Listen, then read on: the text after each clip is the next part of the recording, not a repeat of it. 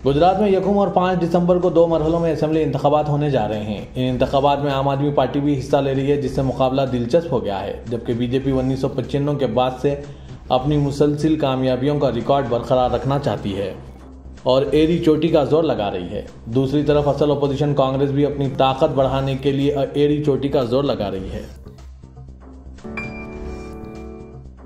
Bharatiya Janata party Gujarat assembly इंतखाबात के लिए उम्मीदवारों की पहली फहरिस्त को हतमी शक्ल देने के लिए 4 शुम्बे की शाम अपनी मरकजी इलेक्शन कमेटी की मीटिंग करेगी। ये मीटिंग वज़ीर-ए-आज़म नरेंद्र मोदी, बीजेपी के कौमी सदर JP नड्डा, मरकजी वज़ीर दाखिला अमित शाह, गुजरात के वज़ीर आला भूपेंद्र पटेल और बीजेपी के रियासती सदर CR पाटिल और CEC और रियासती यूनिट के दीगर अरकान की मौजूदगी में होगी। मीटिंग दिल्ली में पार्टी हेडक्वार्टर में तय किया गया है।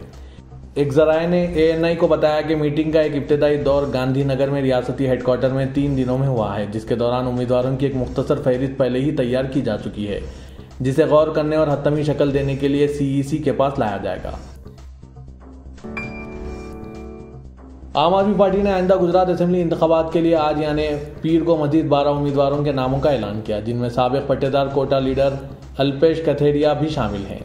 अरविंद केजरीवाल की ज़र-ए-क़यादत आम आदमी पार्टी, जो खुद को गुजरात में हुक्मरान भारतीय जनता पार्टी के अहम दावेदार के तौर पर पेश करने की कोशिश कर रही है, इसने पीर को अपने उम्मीदवारों की 11वीं फहरिस्त जारी की। इसके साथ इसने अब तक 182 रुकनी गुजरात असेंबली इंतखाबात के लिए 130 उम्मीदवारों का ऐलान किया है, जो यकम और 5 दिसंबर को 2 मरहलों में मुनक्किद होंगे। वोटों की गिनती 8 दिसंबर को की जाएगी। कठेरिया को सूरत शहर की पट्टेदार अक्सरियत वाली वर्चा रोड सीट से टिकट दिया गया है, जो इस वक्त साबिक वजीर और भारतीय जनता पार्टी के MLA किशोर करनानी के पास है। गुजरात असेंबली इंतखाबात में छोटा उदयपुर सीट बहुत अहम समझी जाती है। इस सीट पर मोहन सिंह राठवा का कलबा है। वो कांग्रेस के MLA हैं। चंद माह कबल उन्होंने रियासत के साथ साथ इस सीट पर होने वाले मुकाबले को यह कहकर दिलचस्प बना दिया था कि वो इलेक्शन नहीं लड़ेंगे।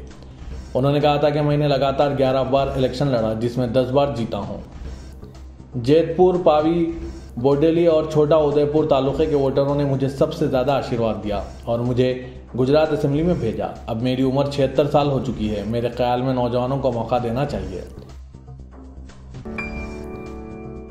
गुजरात में असेंबली इंतखाबात को लेकर सियासी पारा तेज हो गया है। तारीखों का ऐलान हो चुका है। दरअसल हम आपको रियासत की जामनगर जनूबी असेंबली सीट के सियासी मसावात के बारे में बता रहे हैं। साल 2017 में बीजेपी उम्मीदवार रणछोड़ भाई चन्ना भाई RC फल्दू ने इस सीट पर कामयाबी हासिल की थी। उन्होंने कांग्रेस उम्मीदवार को बड़े फर्क से शिकस्त दी थी। इस बार अवाम किसको अपना वोट देते हैं, ये तो इंतखाबात का नतीजा ही बताएगा। लेकिन आम आदमी पार्टी के एंट्री के बाद ख्यास आरायां की जा रही है कि मुकाबला काफी दिलचस्प हो गया है। इस सीट पर बीजेपी की अच्छी गिरफ्त है, लेकिन इस बार आम आदमी पार्टी ने इसे सैरुखी बना दिया है।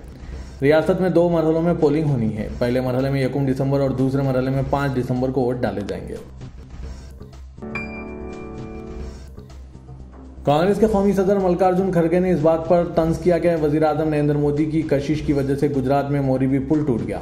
खड़गे, जो ऑल इंडिया कांग्रेस कमेटी के सदर बनने के बाद बेंगलुरु के अपने पहले दौरे पर है, उन्होंने वज़ीर-ए-आज़म नरेंद्र मोदी पर हिंदू और मुसलमानों के दरमियान तनाज़ा, ख्वातीन और दलितों पर मज़ालिम, बढ़ती हुई महंगाई, रुपए की गिरती हुई कीमतों पर खामोश रहने का इल्जाम लगाया।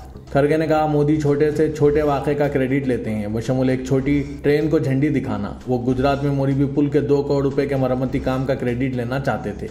मुझे नहीं मालूम कि ये मोदी का दिलकश था या पुल इफ्तिताह के 5 दिनों के अंदर गिर गया, जिसमें 140 से ज्यादा लोग मारे गए। ऑल इंडिया मजलिस-ए-इत्तेहाद-उल-मुस्लिमीन के सदर असदुद्दीन ओवैसी ने गुजरात इंतखाबात की तैयारी शुरू कर दी है। वहीं उन्होंने अहमदाबाद में दिल्ली के CM अरविंद केजरीवाल और आम आदमी पार्टी को निशाना बनाया। असदुद्दीन ओवैसी ने आज कहा, जब कोई शुरू हुआ तो इस छोटे से रिचार्ज यानी अरविंद केजरीवाल आपने तबलीगी जमात पर इसे फैलाने का इल्जाम लगाया ताकि वो सबको बदनाम कर सकें। मामला अदालत में गया तो अदालत ने कहा कि ये सब झूठ है। जब दिल्ली में फसादात हो रहे तो लोग एक दूसरे को इंसान बनकर नहीं मार रहे थे। इस दौरान दिल्ली के ये वज़ीर आला कहाँ थे?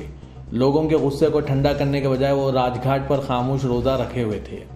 असदुद्दीन ओवैसी ने कहा कि ओखला में काफी कचरा है, लेकिन इस छोटे रिचार्ज ने इस पर कुछ नहीं कहा। जब इनसे बिल्किस बानो पर बात करने को कहा गया तो वो खामोश रहे। कहा जाता है कि भारत में करेंसी नोट, इस पर किसी और की तस्वीर लगा दें। कहा जाता है कि इसे नौकरी मिल जाएगी। हिंदुस्तान का ताल्लुक किसी भी मजहब से हो, हिंदुस्तान तमाम मजाहिब पे यकीन रखता है। असदुद्दीन ओवैसी ने यह भी कहा कि इन लोगों को भी मानना है जो किसी मजहब को नहीं मानते। छोटा रिचार्ज कह रहे हैं कि अब मैं छोटे मोदी से बड़ा मोदी बनना चाहता हूं। साथ ही उन्होंने सवाल किया कि दिल्ली में आलूदगी का जिम्मेदार कौन है।